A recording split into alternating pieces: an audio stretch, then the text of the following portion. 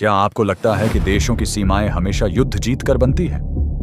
अगर ऐसा है तो भारत की कुछ सीमाएं आज इतनी उलझी हुई क्यों हैं? सच ये है कि भारत की कई सीमाएं तलवार से नहीं, कलम और साजिश से बदली गईं। जब 1947 में आजादी का फैसला हुआ तो सबसे बड़ा सवाल ये नहीं था कि देश आजाद होगा या नहीं।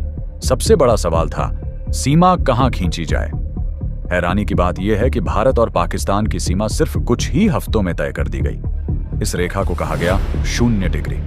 जिस व्यक्ति ने यह रेखा खींची उसे न भारत की जमीन की जानकारी थी, न यहाँ की संस्कृति की, और न ही जमीनी हकीकत की समझ।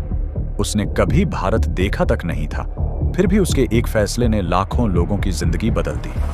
घर छूट गए, परिवार बिछड़ गए और एक लकीर किस्मत बन गई। अब जरा सोचिए एक और संवेदनशील इलाके के बारे में।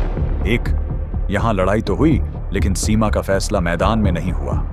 वो फाइलों में अटका रहा, बैठकों में उलझता रहा और कागजों पर लिए गए फैसलों ने इस इलाके को हमेशा के लिए विवाद में डाल दिया। यहाँ रहने वाले लोगों से कभी ठीक से नहीं पूछा गया कि वो क्या चाहते हैं। उनकी जमीन, उनका इतिहास, उनकी राय, सब कुछ नजरअंदाज कर दिया गया। और यही कहानी सिर्फ एक इलाके की नहीं है।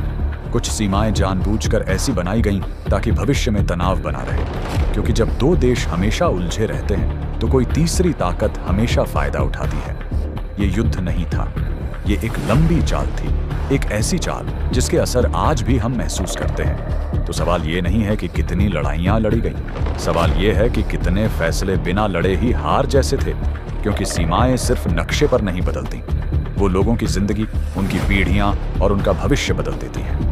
अगर आपको लगता है कि ये सच जानना जरूरी है तो इस वीडियो को शेयर जरूर करना, क्योंकि इतिहास को समझना भविष्य को बचाने का पहला कदम है।